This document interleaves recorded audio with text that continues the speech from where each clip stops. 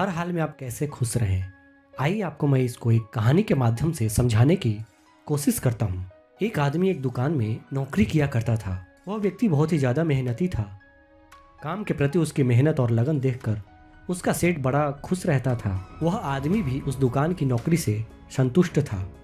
एक दिन वह बिना बताए छुट्टी पर चला गया। सेठ उस दिन सोच में पड़ गया, क्योंकि ऐसा पहले कभी नहीं हुआ था। वह सोचने लगा कि ऐसी क्या बात हो गई है कि ये छुट्टी पर चला गया और मुझे बताया तक नहीं। कहीं उसे पैसों की तंगी तो नहीं हो गई होगी। यह विचार दिमाग में आते ही सेठ ने उसकी पगार बढ़ा देने का निर्णय ले लिया। अगले दिन वह आदमी वापस काम पर आ गया। सेठ ने उसे अपने पास बुलाया और उसे बताया कि मैंने तुम्हारा वेतन बढ़ा दिया है। अगले महीने की पहली तारीख को उस आदमी को बढ़ी हुई पगार मिली। उस व्यक्ति ने पगार ली, लेकिन कोई प्रतिक्रिया नहीं दी।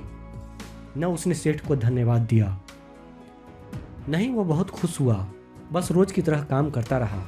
पगार बढ़ा देने के बाद सेठ निश्चिंत था कि अब वह आदमी और मेहनत से काम करेगा।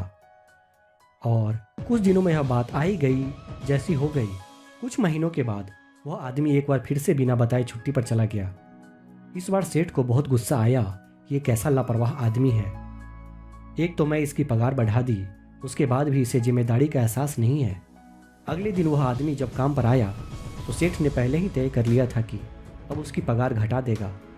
उसने उसे बुलाकर बता दिया कि अगले महीने से उसकी वही पगार मिलेगी जो उससे पहले मिलती थी। यानी अगले महीने से उस आदमी को घटी हुई पगार मिली। लेकिन इस बार भी उसने कोई प्रतिक्रिया नहीं दी।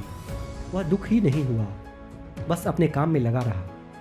यह देख सेठ काफ़ी हैरान हो गया। उसने उसे बुलाकर पूछा, क्या बात है? जब मैंने तुम्हारी पगार बढ़ा दी तब तुम खुश नहीं हुए, और अब जब मैं तुम्हारी पगार घटा दी तब भी तुम दुखी नहीं हुए। आखिर बात क्या है? आदमी बोला, सेठ जी, जब मैं पहली बार काम पर नहीं आया था उस दिन मेरे बेटे का जन्म हुआ था।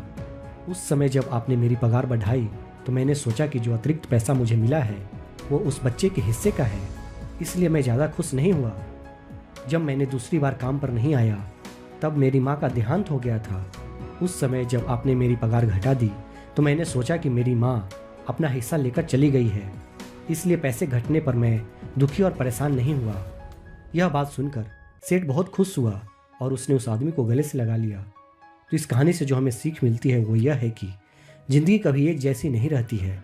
उतार चढ़ाव तो ज़िंदगी का हिस्सा है। जब तक ज़िंदगी है अच्छा वक्त भी आएगा और बुरा वक्त भी आएगा, इसलिए वक्त चाहे जैसा भी हो उसे पार कर ले। ज़िंदगी के दबाव में आना बंद कर हर हाल में खुश रहना सीखें। दोस्तों, अगर आपको ऐसी ज्ञान वर्धित कहानियाँ सुनना अच्छा लगता है, जानना अच्छा लगता है, तो आप इस चैनल ज्ञान की बातें को जरूर सब्सक्राइब करें।